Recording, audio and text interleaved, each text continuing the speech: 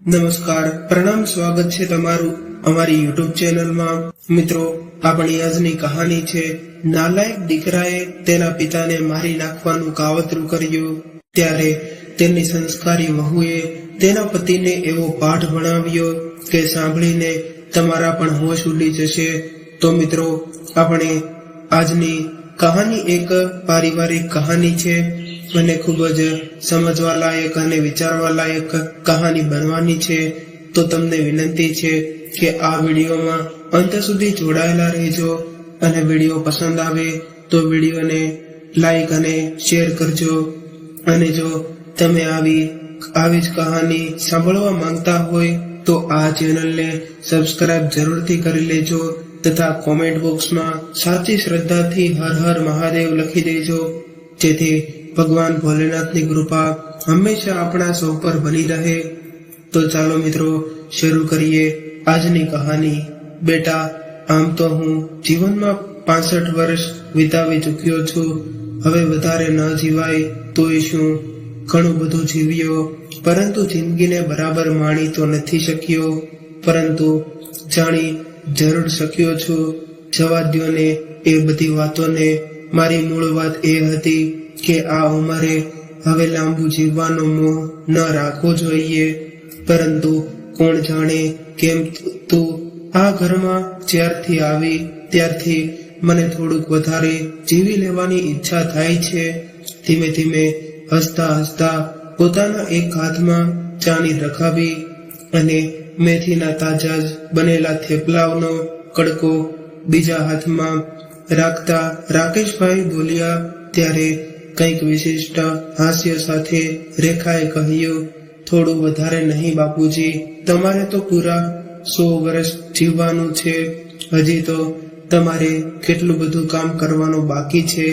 ત્યારે રાકેશજીએ થેપલાનો કટકો પોતાના મોંમાં મૂક્યો નહોતો અને ચાની રકાબી પણ પોતાના હાથમાં જ પકડી હતી। એ બંને વસ્તુઓ કરતા એમને અત્યારે તેની પુત્રવધુ રેખા સાથે વાત કરવામાં વધારે રસ હતો। રેખાએ એમના વક્તવ્યનો એ વિશિષ્ટ હાસ્ય સાથે જે પ્રતિભાવ આપ્યો એ સાંભળીને તો રાકેશજીના ચિત્તમાં એમને રોમાંચક કરે એવું કંઈક સળગ્યું હતું। અત્યાર સુધી તો એમની નજર વાતચીત કરતી તેમની પુત્રવધુ રેખાના મુખ તરફ જ હતી। રેખાના પ્રતિભાવના ચિતાર્થથી પ્રેરાઈને તેમને એવું લાગ્યું કે એમને પણ વાત કરવામાં રસ પડ્યો છે। ત્યારે જ પોતાના સસરાની નજર શેની મોજણી કરી રહી હતી એનો ખ્યાલ આવતા જ રેખા શરમાઈને રસોડામાં ચાલી ગઈ અને રાકેશના કુટુંબમાં આવનાર નવું સભ્ય પોતાની પુત્રવધુ રેખાના સંસ્કારો લઈને તો આવે તો કેવું સારું। આ કાંટા અને ઝાંખરાના રણ જેવા ઘરમાં બહારથી આવનાર રેખા લીલોછમ રણદ્રીપ બનીને આવી હતી। એના દ્વારા જ ઘરની શૃંખાને સંવેદનહીન હવાને સંસ્કાર અને મમતાની શીતળ લહેરોથી બદલી નાખે એવી વધુ એક વ્યક્તિના આગમનનો અણસાર રાકેશને સંભળાવા લાગ્યો હતો। ઉતાવળ ના કરશો, બીજું થેપલું લાવું છું, હજી બીજી ચા પણ છે, રેખા રસોડામાંથી જ બોલી। ત્યારે રાકેશાનું મન હર્ષથી પુલકિત થઈ ગયું અને રેખાના હાવભાવ પરથી જ તેમણે પોતે કરેલું નિદાન સાચું હોવાનું અનુમાન રાકેશે કરી લીધું હતું। રેખાને પુત્રવધુના રૂપમાં એ ઘરમાં આવ્યાને 3જું વર્ષ ચાલતું હતું। એ પહેલા તો આખી જિંદગી ઉપેક્ષા અને કઠણાઈઓને વેઠતા રાકેશે જીવન પ્રત્યેનો મોહ ગુમાવી દીધો હતો। જાદુ જીવવાની હવે તેમને જરાય અસંભા નહોતી અને વિદાય વેળા આવે એ પહેલા એમના એક દીકરાના લગ્નની જવાબદારી પતી જાય તો સારું, એટલી જ ચિંતા સાથે એમણે દિવસો પસાર કર્યા હતા। દીકરાનું લગ્ન થઈ જાય એ નિરાત અનુભવવા લાગ્યા હતા। કેવી નિરાત, સુખ શાંતિથી જીવવાની, ના રે ના, એ નિરાત તો મૃત્યુની પ્રતીક્ષાની હતી અને જલ્દી ઉપડી જવાની એમણે માનસિક તૈયારી પણ કરી લીધી હતી. એટલે જ તેમને કોઈ બીમારી આવી જાય તો પણ દવા કે ડોક્ટરની પળો જળમાં એ પડવા નહોતા માંગતા. હવે દવા ડોક્ટરની શું જરૂર છે? આ દુનિયા છોડીને જ્યાં જવું છે ત્યાં જવાના માર્ગમાં દવાને ડોક્ટરનો અવરોધ શા માટે? માંદગી તો મને રસ્તો દેખાડીને ઠેઠ પહોંચાડવામાં આવે છે. તેની મદદને તો મારે ઉત્સ્કૃત થઈને આવકારવી જોઈએ. રાકેશે આવું મનથી મક્કમ વલણ બનાવી લીધું હતું. કેવા કેવા અનુભવો કર્યા. તેથી જિંદગીમાં અનુભવોની હારમાળાનો તાજો જ અનુભવ જાણે તેમના નિર્ધારમાં વધુ બળ પૂરી પાડી ગયો હતો. બાપુજી, મને તમે મોટેથી ખાંસી ખાતા રહો છો, એ અમારી ઊંઘ બગાડો છો. ડોક્ટરને ત્યાં જઈ આવતા હો તો એટલું નથી ચાલતું તમારાથી. બહાર જતા રાકેશે ટકોર કરી. રાકેશની ખાસી ઉધરસ વધી ગઈ હતી અને દીકરા તરીકે માંદા બાપને ડોક્ટર પાસે લઈ જવાની પોતાની ફરજ હોવી જોઈએ એવી નિસ્બત તો એ ટકોરમાં ક્યારેય અંશ પણ નહોતો દેખાતો. રેખાએ તેની નોંધ લીધી હતી અને રેખાને રાકેશજીનું આવું વર્તન બિલકુલ ગમ્યું ન હતું. પરંતુ એ કંઈ બોલે એ પહેલા તો તેના પિતાની ઉધરસ પ્રત્યે પોતાની ચીડ દેખાવીને એ બહાર નીકળી ગયો હતો. હા ભાઈ, શું કરું? આવું તો હવે થવાનું જ છે ને. ઘડપણ છે, હવે જલ્દી અંત આવી જશે. પછી તમારે નિરાંતે ને આજનું રાતથી હું બહાર પરસાળમાં ખાટલો નાખી દઈશ, એટલે તમને અડચણ નહીં પડે. તમે બહારનું બંધ કરી દેજો. જતા રાકેશજીના કાનને પોતાના આવા જવાબથી જાણે રાકેશને સાત્વતના મળી હોય એવું લાગ્યું. બાપુજી, તમારે પળસારમાં નથી સુવાનું. ખુલ્લી પળસારમાં તો ઠંડી હવા લાગે છે એટલે તબિયત વધારે બગડે. તમે જ્યાં સુવો છો ત્યાં ઘરમાં જ સુવાનું રાખજો. એ તો કહ્યા કરે. એ પોતે તો ખાસ્તા ન કરો બોલાવે છે. એનું કંઈ નહીં. એના અવાજથી આપણી ઊંઘ નથી બગડતી. રાકેશ કરેલા ઉજરડા પણ જાણે મલમ લગાડીતી હોય એવી લાગણીથી રેખા હસતા બોલી. રાકેશજીના પિતા પ્રત્યેના નિર્મળ વર્તનથી તેના સંવેદનશીલ મનને પણ પીડા થઈ હતી. આપણે સાંજે ડોક્ટરને ત્યાં જઈ આવીશું ને તમારાથી ચલાય એવું ન હોય તો હું ડોક્ટરને ઘરે બોલાવી લઈશ. ના બેટા, એવું કંઈ કરવું નથી. હવે આવું બધું તો ચાલ્યા જ કરવાનું છે. એમાં વળી દવાને ડોક્ટરને એ ના એવું નહીં ચાલે. તમારે જલ્દી સાજા થઈ જવાનું છે.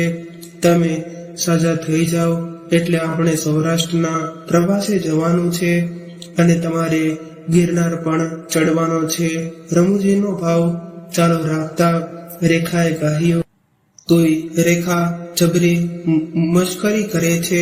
જ્યારે હું સાચો નવરો હતો ત્યારે મારી ઘણી ઈચ્છા હતી, છતાં ગિરનાર ન જવાયું ને હવે તો ડેલીએ જવાનું તે જોર નથી રહ્યું. ત્યારે તું મને ગિરનાર ચડાવવાની વાત કરે છે. હા, તમને ગિરનાર પર ચડાવવાના છે અને બીજે બધે પણ લઈ જવાના છે. બધી જાત્રાઓ પૂરી કરવાની છે. તમારાથી ચલાય નહીં એ તો હું જાણું છું, પરંતુ તબિયત સારી હોય તો કાવડમાં બેસીને તો જવાય ને. રેખાની રમૂજ પર રાકેશ ખાંસતા મોઢેથી હસી પડ્યા અને બોલ્યા, કાવડમાં કોણ ઉચકશે કાવડ? તું ને તારા પતિદેવ. રાકેશ તો પાણીનો પ્યાલો આપે એવો નથી, એ કાવડ ઉચકશે. પિતાજી, તમે જુઓ તો ખરા, એ ઠેકાણે આવી જશે. એમ નહીં, ક્યારેય તો કડપણ આવવાનું જ છે ને. એવું કોણ સમજે છે? રેખા દીકરી, એવી અક્કલ જો વેલાસર આવતી હોય તો મા બાપની ઉપેક્ષાના કેટલાય કરુણ કિસ્સા છાસવારે પેપરમાં આવે છે એ ન આવતાને રાકેશ નિસાસો નાખતા હોય એમ બોલ્યા, બાપુજી તમે ધીરજ રાખો, બધું બરાબર ને થઈ જશે. હું છું ત્યાં સુધી તમારે કઈ ચિંતા કરવાની જરૂર નથી. રેખાના કથનમાં દેખાતી દૃઢતા અને પ્રતિબદ્ધતા જોઈને રાકેશ દંગ રહી ગયા અને આશ્ચર્ય ભાવ સાથે રેખાના મુખ સામે તાકી રહ્યા હતા અને તેમની નજરમાં ફક્ત પ્રશંસા જ નહીં, એક પ્રકારની લાક્ષણિક ભાવ પણ હતો અને પુત્રવધુના રૂપમાં તેમના ઘરમાં સ્ત્રી નહીં પણ જાણે સાક્ષાત દેવી આવી હતી. રાકેશ મનોમનને વંદન કરી રહ્યા હતા. રેખા લગ્ન કરીને આવ્યાના 6 મહિનામાં જ રાકેશજીને આવા સુખદ અનુભવો થવા લાગેલા કે તેમના જીવનના આટલા લાંબા પટ ઉપર તેમણે જે અનુભવેલું એ કરતા સાવ અલગ એવા અનુભવોથી ક્યારેય એમને એવું લાગતું કે પોતે સ્વપ્નલોકમાં તો નથી ને આવી ચડ્યાને, કારણ કે એ નાના હતા ત્યારથી આવા આત્મીયતા ભર્યા માધુર્યનો ભાવે જ અનુભવ કર્યો હતો. રેખાના વર્તનમાં કૌટુંબિક વ્યવહારનું માત્ર ઔપચારિક ફરજબાજ નથી પણ એના અંતમ સુદ્રગ્યનો સ્પર્શ જ વધારે છે. એના દ્વારા સતત થતા રહેતા મમતા ભર્યા વ્યવહારથી રાકેશને ધીમે ધીમે પ્રતીતિ થવા લાગી હતી કે રેખા આવી ત્યારે શરૂઆતમાં તો પુત્રવધુના આગમન વિશે રાકેશજીને બહુ ઉત્સાહ કે ઉમળકો નહોતો. જે કંઈ હતું તે પુત્રવધુને પરણાવવાનું પારિવારિક અને નૈતિક કર્તવ્ય બજાવ્યાનું માનસિક સમાધાન હતું. ઘરના સાવ નજીકમાં ને લોહીની સગાઈ ધરાવવું તો એમની માન મર્યાદા નહોતા રાખતા. તો આ તો બહારથી આવેલી વ્યક્તિ અને તે પાછી દીકરાની વહુ, 2 ટકની થાળી મળે તોય ઘણું.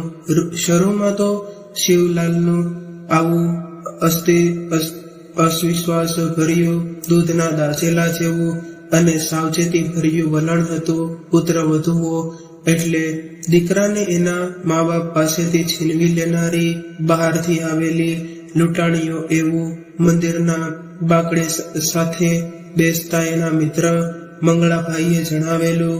રાકેશજીના પિતાશ્રી દુર્વાસાના અવતાર હતા અને કુંભાર ટીપીને માટલું ઘડતો હોય એમ એ ધોલ ઠપકાડીને રાકેશની ખબર લેતા હતા. અને માં જોકે સ્વભાવે ગરીબ બળી હતી પણ જહાલ સ્વામી સામે તે અસહાય હતી. પતિને માન્ય ન હોય એવું કંઈ કરવાનું સાહસ એમનામાં નહોતું. એને રાકેશની માયા હતી પણ ક્રોધી અને વૃક્ષપતિના ગ્રંથિ એ ઘણું ખરું અવ્યક્ત જ રહેતી. એ ગુજરી ગઈ ત્યારે રાકેશ 14 વર્ષના હતા.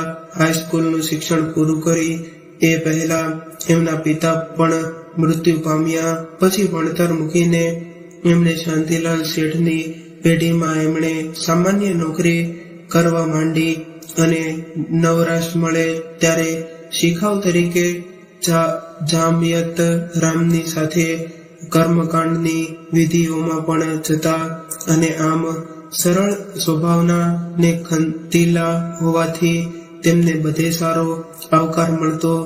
એમ એમનું ગાડું ગબડતું રહેતું અને લગ્નની ઉંમર થતા તેમની મમ્મીની ભલામણથી તેમના લગ્ન પણ થઈ ગયા. આમ તો એમની પત્ની પણ સામાન્ય પરિવારમાંથી જ આવી હતી, છતાં તેમની ગુરુતાર ગ્રંથિ મોટા લોકોની કન્યાને પણ ટપી જાય એવી હતી અને અહંકારીને નખટ માયાવતીને સિદ્ધાધારા અને રાકેશ નમાલા જેવા લાગતા અને એની અપેક્ષાઓ સામે રાકેશનો પન્નો તૂટી પડતો. એટલે તક મળે કે તરત જ તેને ઘણું ખરું સંભળાવી દે. સામાન્ય બાબતમાં પણ તક ઊભી કરીને તે રાકેશને પરેશાન કરવાનું ચૂકતી નહીં. મિત્રો, રાકેશનો સંસાર આવો હતો.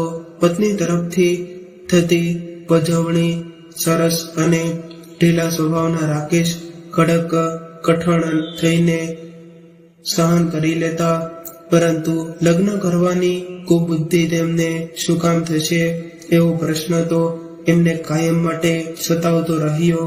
માયાવતીને તો વાંજિયા મહેણનું ટાળવું પૂરતી જ રાકેશની ગરજ હોય એમ ઘરમાં રાકેશનું ઘોડિયું બંધાતાની સાથે જ માયાવતીની માયા જાણે પરાકાષ્ઠાએ પહોંચી ગઈ હતી. હવે તો રાકેશ તેને સાવ તુચ્છ લાગવા માંડ્યા હતા. મિત્રો, રાકેશજીનું નસીબ તો જુઓ, તેમનો દીકરો રમેશ પણ તેમની મા પર ગયો હતો. ત્યારે તો કસાય મોજ શોખ વગરનો અને ગધા મજૂરી વાળું જીવન જીવીને રાકેશજીએ ઉછેરવાની જવાબદારી નિભાવી. પરંતુ બાપ દીકરા વચ્ચેનો સંબંધ એક માર્ગી વાહન વ્યવહાર જેવો જ રહ્યો. એની તમામ જરૂરિયાતો માટે રમેશ તેની માને જ કહેતો અને તેની માં ના હુકુમથી રાકેશ રમેશની બધી સગવડ સાચવતા અને અપડેટ રહેવાના શોખીન રમેશને ધોતિયું જભ્ભો ટોપી પહેરવાને ઓછું ભણેલા સીધા સાદા બાપનું વ્યક્તિત્વ જરાય ગમ્યું નહીં. માં એને વ્યવસ્થિત અને હોશિયાર લાગતી અને બાપ ગમાર જેવો. જોકે ભણવામાં કંઈક ઠીક હોવાથી રમેશ સારી રીતે બીકોમ થઈ ગયો હતો અને નસીબ જો કે એને સારી નોકરી પણ મળી ગઈ હતી. પરંતુ સારી નોકરી મળતા જ એના અહમનો પણ ઝડપથી વિકાસ થવા લાગ્યો હતો. માની જેમ પોતાના બાપને ઉતારી પાડવામાં એને કોઈ મર્યાદા ન નડી હતી. રમેશને નોકરી મળીને થોડા સમયમાં જ તેની માતા માયાવતી ઝેરી મેલેરિયાનો ભોગ બની અને ગુજરી ગઈ. રમેશની નોકરી સારી હોવાથી તેનું લગ્ન જલ્દી ગોઠવાઈ ગયું અને ત્યાં સુધી તો રમેશે જ રસોઈથી માંડી ઘરકામની અન્ય જવાબદારી પણ સંભાળી હતી. પરંતુ તેના દીકરાએ કદી પોતાના બાપને મદદ કરવાની ગરજ દેખાડી નહીં અને આમ કડવા ઘૂંટડા પીતા પીતા જ રાકેશ 65 વર્ષ વટાવી ચૂક્યા હતા. 65 વર્ષની ઉંમર કંઈક બધું મોટી તો ન કહેવાય, પરંતુ બધા જ પ્રકારની પ્રતિકૂળતાઓએ એમને 65 વર્ષની વયે પણ 75ના હોય તેવા દેખાડતા કરી દીધા હતા. લગ્નની બાબતમાં એમણે જે પણ રસ લીધો તે પણ જાણે એક ઔપચારિકતા બતાવતા હોય એમ જ કોઈ પણ પ્રકારના અંતરરસ વગર જીવનના સંઘર્ષમય અને ઉપેક્ષા ભર્યા અનુભવોએ તેમના મનમાં એટલી હદે કડવાશ ભરી દીધી હતી કે ઘરમાં પુત્રવધુ આવતા અત્યાર સુધી થયેલા અનુભવો કરતા કોઈ જુદો અનુભવ થશે એવી આશા તેમના મનમાં જન્મી જ ન હતી. અને પુત્રવધુ તો એમના પતિને જ અનુસરશે અને એકના બદલે ઘરમાં ફરી 2 વ્યક્તિઓની મુનસફી વેઠવી પડશે. એ દશેશર રાકેશ ના લગ્નની વાત શરૂ થઈ ત્યારથી જ તેમના મનમાં ઘરની કરી ગઈ હતી કે પુત્રવધુના આગમન પછી પણ 1 મહિના સુધી તો તેમણે ઘરમાં પોતે બહારની વ્યક્તિ હોય એવી અલિપ્તતાના ભાવ સાથે જ વિતાવ્યા હશે. વિશેષ કશી નસીબ રાખ્યા વગર સમય કાઢવા માંડેલો ત્યારે રેખાના શુદ્ધ વર્તન વિશેષ પણ એમનું એક ચોક્કસ અનુમાન હતું. વહુ ઘરમાં નવી હોય ત્યાં સુધી સાચવીને વર્તે, પણ સમય જતા એ રીઢી થાય એટલે પોતાનું અસલ સ્વરૂપ પ્રકાશે. રેખાની સલુકાઈને પણ રાકેશે રીતે મૂંઝાયેલતા હતા, પણ સમય રહેતો રહ્યો ને તેના દીકરાના લગ્નને 1 વર્ષ થયું તો પણ રેખા એવી જ માયા મમતા દેખાવતી રહી અને ઉલટું રાકેશ અનુભવવા લાગ્યા કે રેખાની એમના પ્રત્યેની લાગણીમાં ઓટ આવવાના બદલે એમાં ઉત્તરોત્તર વધારો થતો જતો હતો કે જાણે એમણે અત્યાર સુધી વેઠેલો લાગણી અને હૂંફની ખાદ પૂરવા જ એ આવી હોય. પણ બાપ પ્રત્યે રેખા આટલો બધો ભાવ દેખાડે એ રાકેશને નહોતું ગમતું. ક્યારેક ખાનગીમાં એ મુદ્દે બંને વચ્ચે ચકમાણ પણ ઝરતી. હવે એ તો પીળું પાન છે, ગમે ત્યારે ખરી જશે, તું એમની ચિંતા ના કર. નવી કૂપળ કૂટવાળી ની છે એનો વિચાર કર. આકાશમાં વિસરતા જતા રેખાના પેટ તરફ નજર નાખીને માર્મિક હાસ્ય સાથે રાકેશજીએ કહેલું કે ડોક્ટરે તને પ્રિસ્ક્રિપ્શન આપ્યું હોય એ મને આપ. હું આવતી વખતે તારી દવાઓ લઈને આવીશ અને સમયાંતરે ગાયનેકોલોજિસ્ટની મુલાકાત લેતી રહેજે. જરૂર હોય તો હું પણ સાથે આવીશ. લ્યો આ પ્રિસ્ક્રિપ્શન. એ પણ દવા બાકી ન રહેવી જોઈએ. રેખાએ પાર દઈને કહ્યું, આ તો તારી દવાઓનું પ્રિસ્ક્રિપ્શન નથી લાગતું. કાગળ પર નજર નાખતા પોતાનું મોઢું બગાડીને રાકેશ બોલ્યો કે ના, મારે હાલ કોઈ દવાની જરૂર નથી, પણ બાપુજીની તબિયત પાણી બગડી ગઈ છે. હું તેમને ડોક્ટરને બતાવી આવું છું. તેમણે દવાઓ લખી આપી છે, ભૂલ્યા વગર લઈ આવજો. તમારે તો તેમના તરફ કંઈ ધ્યાન આપવું જ નથી. આવો તો તે કઈ દીકરો હોય, યાદ રાખજો. ફૂટતી કૂપળમાંથી થયેલું લીલું પાંદડું પણ તમારા પગલે ચાલીને ભવિષ્યમાં પીડા પડનાર આ પાનનો એવો જ ઉપહાસ રહેશે અને ઘરના વાતાવરણમાંથી મળેલા સંસ્કાર એનો ભાગ ભજવ્યા વગર રહેશે નહીં. ચેતવણી આપતી હોય એમ ગંભીર ચહેરે રેખાએ રાકેશ તરફ આંગળી ચીંધીને એને જ પીડા થનાર પાનની ઉપમા આપતા કહ્યું, એ બહુ દૂરના ભવિષ્યની વાત છે. બાળકને કેળવણીનું આપવું હાથમાં હોય છે અને હું મારા આવનાર બાળકને પ્રતિભાશાળી વ્યક્તિત્વ વાળો બનાવીશ અને તારા સસરા જેવો લણધરવર માણસ નહીં. તું જોજે ને તું આ ઘરમાં દયાની દેવી બનીને આવી છે તો કર્યો કર વૃદ્ધ દર્દીની સેવા. પ્રિસ્ક્રિપ્શન રેખા તરફ ફેંકીને એટલું કહીને રાકેશ પ્રિસ્ક્રિપ્શન રેખા તરફ ફેંકીને એટલું કહીને રાજેશ નીકળી ગયો અને આ જોઈને રેખા તો સ્તબ્ધ રહી ગઈ અને તેના પોતાના સંસ્કારોના માપદંડથી તો રાજેશનું વર્તન એના માટે કલ્પના ન કરી શકાય એવું બેદું હતું. અને આ જોઈને રેખાની આંખમાંથી આંસુ સરી પડ્યા અને સગા અસહાય બાપ પ્રત્યે આટલી નિરુષ્ટતા જોઈને જાણે રેખાને પ્રચંડ આઘાત લાગ્યો હોય એમ તે ઘડીભર સુનમુન થઈ ગઈ અને પોતાના પિયરમાં આવી કઠોરતાની હાજરી એને કદી જોઈ નહોતી. બાળપણથી જ એ જાણતી આવી હતી કે કુટુંબના બધા જ માણસો સદાય ભેદભાવ વગર પરસ્પર લાગણી અને આદરથી વર્તતા. એ નાની હતી ત્યારે કુટુંબમાં દાદા દાદી પણ હતા. એ વૃદ્ધ અને અશક્ત હતા, પણ પરિવારમાં એમનું મહત્વ જરાય ઓછું આંકવામાં આવતું ન હતું.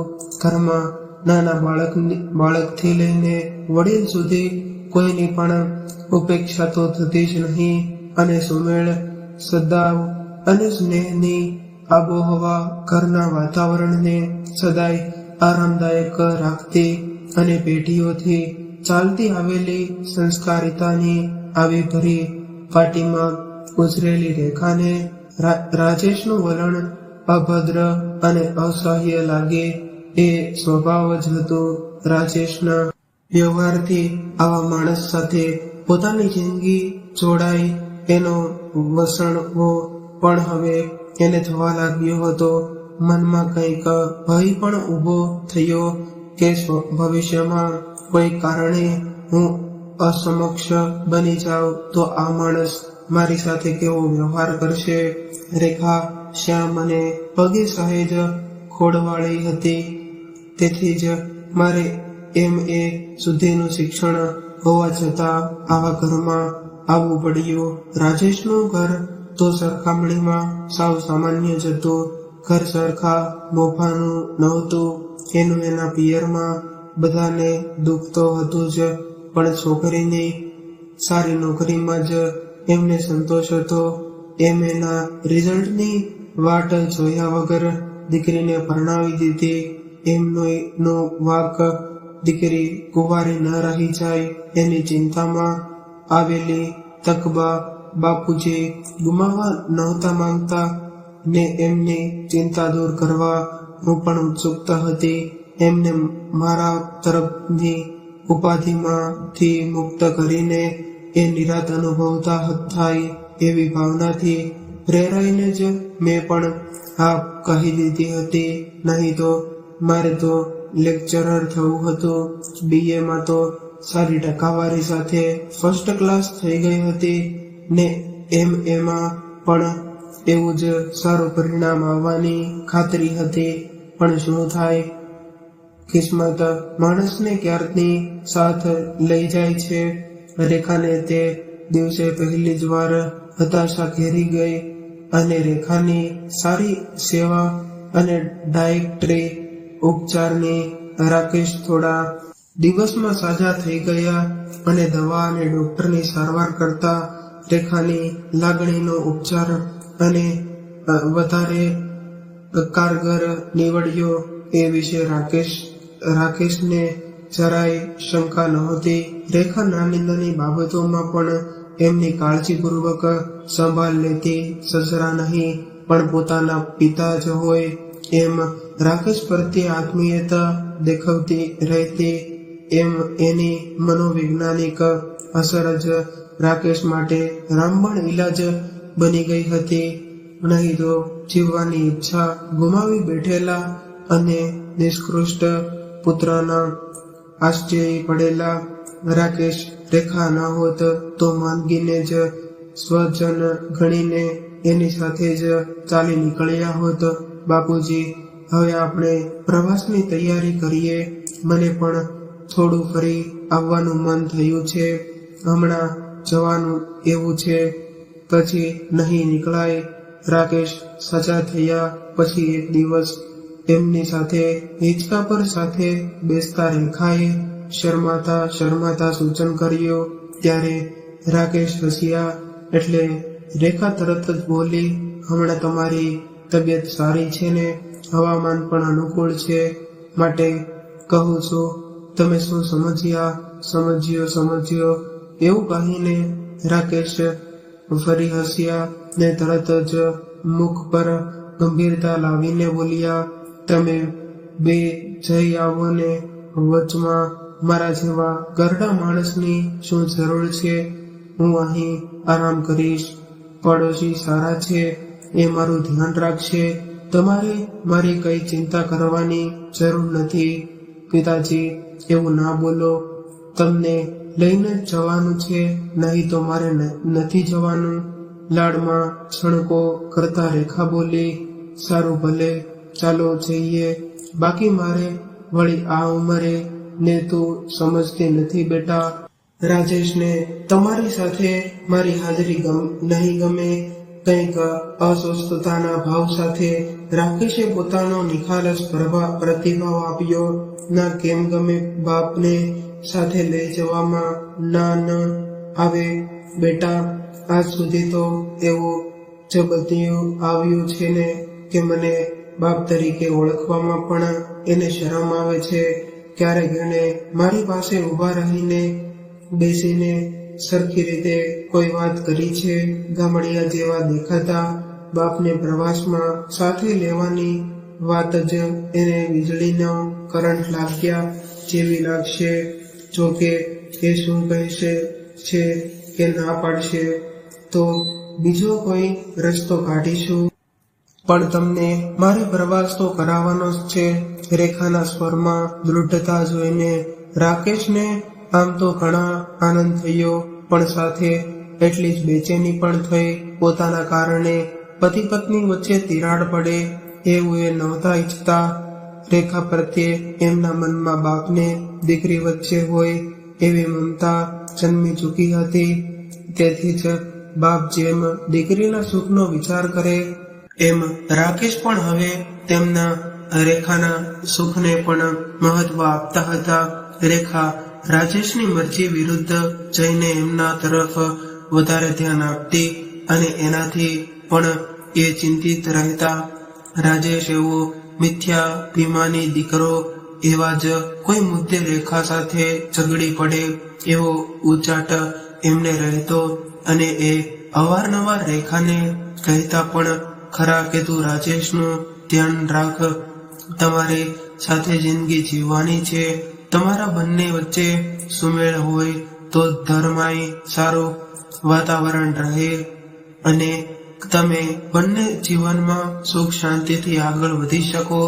મારી ચિંતા છોડ, હું તો પાકું પાન ના બાપુજી, મારા પિયરમાં તમે કહો છો એવી રીતે વિચારવાનું કોઈએ મને શીખવ્યું નથી. રાકેશને વચમાં અટકાવવા રેખા બોલી, એમનું બધું સાંભળવું જ છે ને, એ જ રીતે તમારી તરફ પણ ધ્યાન આપવાની મારી ફરજ છે.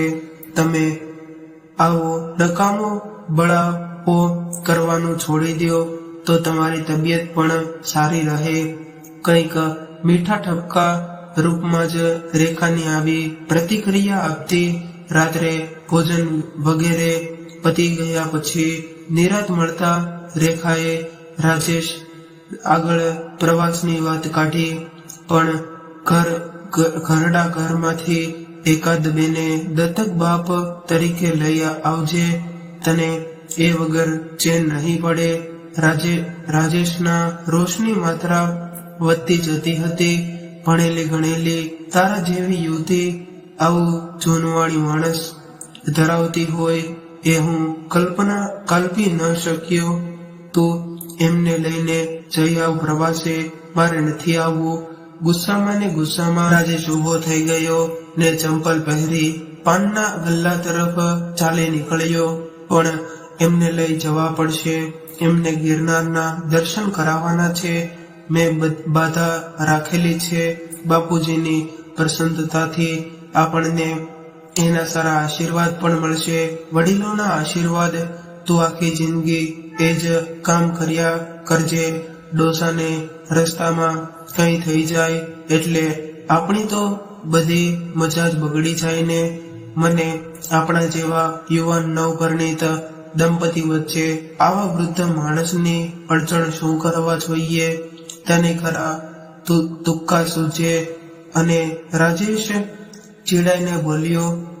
રાજેશના ચહેરાનો ભાવ ક્ષણભરમાં જ બદલાઈ ગયો અને બોલ્યો કે એમની હવે પ્રવાસ કરવાની ઉંમર છે, તબિયતના કોઈ ઠેકાણા નથી અને પ્રવાસ કરવો છે.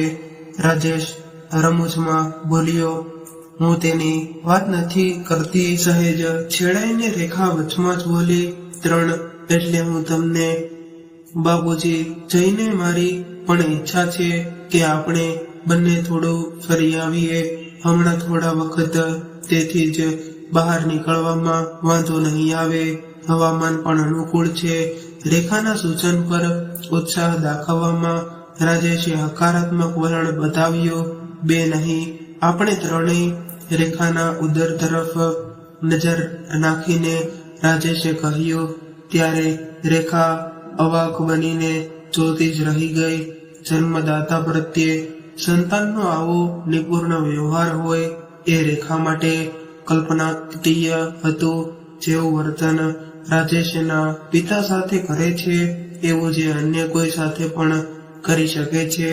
મારી સાથે પણ આવા અસંસ્કારી માણસ સાથે જિંદગી કાઢવાની એવા વિચાર માત્રથી રેખા ધ્રુજી ઉઠી. 2 દિવસમાં જ બધી તૈયારી કરીને રેખા સસરા રાકેશને લઈને પ્રવાસે ઉપડી ગઈ અને રાકેશ આનાકાની કરતા રહ્યા. પણ રેખાની લાગણી આગળ એમને છેવટે નમવું પડ્યું. રાજેશની નારાજગીને કારણે કુટુંબ અને ખાસ તો રાજેશ અને રેખાના જીવનમાં બંનેના વ્યક્તિત્વ અને અહમની અથડામણમાંથી કોઈ ઉત્પાત ઉભો થવાનો એમને ડર હતો. ખાસ તો પોતે જ એ માટે નિમિત્ત બની રહ્યા હતા કે એ સભાનતા એમને વધારે વ્યતીત કરતી હતી. બાપુજી, હું તમારી દીકરી જ છું એમ સમજો. તમારા સુપુત્ર રાજેશ પાસેથી તમે હવે કઈ આશા ન રાખશો. મને એમ હતું કે મારા પ્રયત્નો અને સહવાસીથી એમનામાં પરિવર્તન આવશે, પણ મને હવે ખાતરી થઈ ગઈ છે કે કોઈ પણ પાણીએ આ મગ ચડે એમ નથી. એટલે તમારા ઘરમાં આવેલી આ નવી દીકરી રેખા પર તમે નિશ્ચિત થઈને પૂરો આધાર રાખી શકો છો. રાજેશે કદાચ અજાણતા અને આપણા ભાવિ વિશે સંકેત કરી લીધો હોય એમ લાગે છે. પ્રવાસની માનસિક તૈયારી માટે સસરાને મનાવવામાં રેખા બોલી. એના એ મુદ્દમ કથનમાં કોઈ અમંગળ ઘટનાની આગાહી તો નથી ને? રાકેશને એવું લાગ્યું તો ખરું, પણ એવું હવે આવી પરિસ્થિતિ માટે માનસિક સ્થિતિસ્થાપકતા કેળવતા થઈ ગયા હતા. બેટા, હું તને દીકરી જ ગણું છું. તારા જેવી પુત્ર વધુઓ આજકાલ ક્યાં જોવા મળે છે? તારું દૃષ્ટાંત કદાચ ઘણી નવવધુઓને પ્રેરણા આપશે. રાજેશની તો વાત જ જવા દે. અમારો સંબંધ આમે માત્ર બાયલો નજીક જીવનશાસ્ત્રીય છે અને કૌટુંબિક કે સામાજિક હોય એવું મને કદાચ કદી લાગ્યું જ નથી. પણ મારા કારણે તમારા બંનેના માર્ગ પર કંટક પથરાય એ વાત જ મને ખૂંચ્યા કરે છે. રાકેશ હસતું મોઢું રાખી હળવાશથી બોલ્યા, તમે એ બધી ફિકર છોડો બાપુજી. અમારી વચ્ચે સંસ્કાર, સ્વભાવ, રુચિ, વલણો વગેરેનો મોટો તફાવત છે. કોઈ પણ યુગલ વચ્ચે થોડા મતભેદ હોઈ શકે, પણ જીવન સુમેળવાળું અને આનંદદાયક બનાવવા માટે જે મહત્વના ગુણો જોઈએ એમાં જ તફાવતનું મોટું અંતર હોય તો ગાડી પાટા પરથી ઉતરી પડે છે. એમાં તમારા નિમિત્ત હોવાની કોઈ ભૂમિકા જ નથી. રેખા ગંભીરતાપૂર્વક બોલી રહી હતી કે જાણે પોતાની દહેશત સાચી પડાવવાના ઈંધણ રાકેશને એમ રેખાના કથનમાં દેખાવા લાગ્યા હતા. હરી ઈચ્છા એ મનોમન બોલ્યા. પ્રવાસમાં રેખાએ રાકેશજીના એ કાળજી લીધી કે તે મમત્વ દાખવ્યું કે એ રાકેશજીની કલ્પના બહારનું હતું. જોડીમાં બેસાડીને એમને ગિરનાર દર્શન પણ કરાવ્યા. એમને જરાય તકલીફ ન પડે એ બાબતે એ ચોક્કસ અને સતર્ક રહેતી અને આખી જિંદગીની તત્પરતાનો રેખાના રૂપમાં જાણે એમને વરદાન મળ્યું હોય એવી પ્રતીતિ રાકેશજીને થવા લાગી હતી. રેખા પ્રત્યેના અહોભાવથી એ ગથઈ ગયા હતા અને 8 દિવસનો પ્રવાસ વધારે લંબાયો. બાપુજી, હવે આપણે સીધા આપણા ઘરે જવાના બદલે મારા પિયરે જઈએ.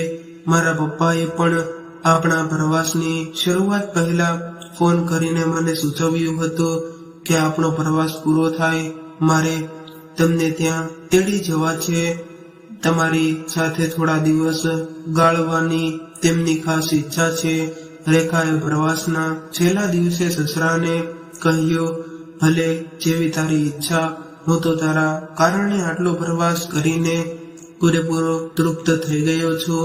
જિંદગીના અંતિમ ચરણે મારા જેવાને આવું સુખ ભોગવવું મળશે એવું તો મેં કદી ધાર્યું જ નહોતું. તે તો જાણે મારી સરી જિંદગીનો દોર જ તારા હાથમાં લઈ લીધો છે. ઈશ્વર તો માત્ર સાક્ષી બનીને દૂરથી જોતા હશે. કૃતજ્ઞતાના ભાવ સાથે રાકેશ બોલ્યા, કે હું તો દીકરીના પરિવર્તિત થયેલી પુત્રવધૂને પામીને ધન્ય થઈ ગયો. મૃત્યુ જ્યારે આવે ત્યારે ખરું, પણ મારી અમી છાયામાં મારું મૃત્યુ પણ સુખદ હશે એ વિશે હવે મને જરાય શંકા નથી. ભાવાવેશથી ભીની થયેલી આંખો લૂંછતા રાકેશજી બોલ્યા, એક સૂચન કરો દીકરી, છાપામાં મારી મરણ નોંધ છપાવે તો દુઃખદ અવસાન નહીં પણ સુખદ અવસાન એવું જાહેરાતમાં મથાળું લખાવજે. રાકેશની રમૂજ પર બંને એક સાથે જ મોટેથી હસી પડ્યા. રાકેશજીની મરણાસન્ન થયેલી વિનોદ મૂર્તિ પુનર્જીવિત પામી રહી હતી અને એ જોઈને રેખાને આનંદ થયો. પોતાની માવજતની સાર્થકતાનો એ સંતોષ હતો અને રાકેશ વેવાય વેવાણને મળીને ખુશ થઈ ગયા. માયાવતી અને રાજેશ દ્વારા થતી રહેલી ઉપેક્ષાની રાકેશમાં એક પ્રકારની લઘુતા ગ્રંથિ બંધાઈ રહી હતી અને એ કારણે એ ઘણો સંકોચ અને ક્ષોભ અનુભવતા હતા. પરંતુ રેખાના પિયરમાં એમને જે નિખાલસતા, સહૃદયતા અને સરળતા અને સહજ વ્યવહાર જોવા મળ્યા એનાથી એમનામાં પણ જાણે નવો આત્મવિશ્વાસ પ્રગટવા લાગ્યો અને રાકેશ ધીમે ધીમે મોકળાશ અનુભવવા લાગ્યા હતા. પ્રવાસ પૂરો થવાનો હતો. એ દિવસે રેખાને રાકેશ ઘરે પાછા કર્યા નહીં એટલે બીજા દિવસે રાજેશે ફોન કર્યો. શું થયું? જતા તો શુકન સારા થયા હશે, વળતા અપશુકન નડ્યા કે શું? ક્યાં અટવાઈ પડ્યા છો? પરણીને આવી ત્યારે સાંસારિક જીવનનું સુખ માણવા ઉપરાંત એક આદર્શ ગૃહિણી બનવાના પણ રેખાને કોડ હતા. એ સુશિક્ષિત અને પૂર્ણિત તો હતી જ ને બધે આવકાર મળે એવી સર્વપ્રેમ તાલીમ તો એને પિયરમાંથી જ મળી હતી. એના લક્ષ્ય પ્રમાણે વર્ણવાનું એક એણે સાસરીમાં આવતા જ શરૂ કરી દીધો હતો અને પત્ની તરીકે રાજેશની બધી જ સગવડો સાચવતી અને રાજેશને એ બાબતે નિરાંત થઈ ગઈ હતી. રાજેશ તૂળ મિજાજી હોવા છતાં રેખા કોનેથી એને સાચવી લેતી અને અસંતોષ માટે ભાગ્યે જ કોઈ કારણ આપતી. રેખા જાણે ઘર કરતો પ્રાણ હોય એવું થઈ ગયું હતું. પણ રાજેશ વિના પ્રવાસે જવાનું થયું ત્યારે રાજેશે પોતાના મિજાજ પ્રમાણે કહી દીધેલું કે જાને તારા વગર અહીં કઈ અટકી પડવાનું નથી ને તારા વગર હું સુકાઈ પણ જવાનું નથી. ખાવા પીવા માટે ઘણી બધી હોટલો છે, ઘરમાં નહીં ફાવે તો હોટલમાં જ રહીશ. પણ રેખા વગર રાજેશને હવે અકળામણ થવા લાગી હતી. ઘરને તે ઘર ને હોટલને તે હોટલ, ઘરની આરેશી હોટલમાં ક્યાંથી મળે? પણ ઘરમાં સ્ત્રી હોવી જોઈએ. સ્ત્રી વગરનું ઘર તો અપૂજ મહાદેવના મંદિર જેવું લાગે અને રાજેશને પણ હવે પોતે અપૂજ મહાદેવ હોવાનો અહેસાસ થવા લાગ્યો હતો. રેખા દ્વારા સચવાતી સગવડ બંધ થતા જ 2 દિવસમાં જ રાજેશની શાન ઠેકાણે આવી ગઈ હતી. પણ બંને મળે પણ ઘરમાં સ્ત્રી હોવી જોઈએ. સ્ત્રી વગરનું ઘર તો અપૂજ મહાદેવના મંદિર જેવું લાગે. રાજેશને પણ હવે પોતે અપૂજ મહાદેવ હોવાનો અહેસાસ થવા લાગ્યો હતો. રેખા દ્વારા સચવાતી સગવડ બંધ થતા 2 દિવસમાં જ રાજેશની શાન ઠેકાણે આવી ગઈ હતી. પણ બંને પાસે મોબાઈલ ફોન હોવા છતાં રાજેશે એકે વાર ફોન નહોતો કર્યો. અહંકારને નમવા દે તો નહોતો અને રેખા પણ સ્વામીની હતી એટલે રાજેશની પહેલના અભાવમાં એના ફોને પણ મૌન જાળવેલું. પણ નક્કી કર્યા પ્રમાણે રેખા પાછી ન ફરતા રાજેશમાં રહેલો પતિ વિફોર્યો પતિ તરીકે ના પોતાના સર્વસ્વનું ભાન કરવા એણે રેખાને ફોન કર્યો. ના રે પાછા વળતા વધારે સારા સુકન થયા તેથી અને બંને મારા પિયરમાં આવી ગયા. અમે અહીં મજા કરીએ છીએ ને તમે પણ ત્યાં કોઈ સારી હોટલમાં જલસા કરતા હશો ને. રેખા ત્યારે કટાક્ષમાં આવું બોલી. મારી ગેરહાજરી ચાલતી નહીં જ હોય. જો રેખા હું તને કહી દઉં છું કે મારી સાથે સીધી વાત કર. રાજેશ ગરમ થઈને બોલ્યો. પતિ પ્રત્યે મારી કઈ ફરજ ખરી કે નહીં? અઠવાડિયાની મેં તને છૂટ આપી હતી એટલે તું પ્રવાસ પૂરો થતા તારે તરત ઘરે પાછા ફરવું જોઈએ ને. મને પૂછ્યા વગર બારોબાર તારે ત્યાં જવાની શું જરૂર હતી? તારું આવું બેદરકાર વર્તન મને જરાય પરવડે તેમ નથી સમજી. બેજવાબદાર વર્તન.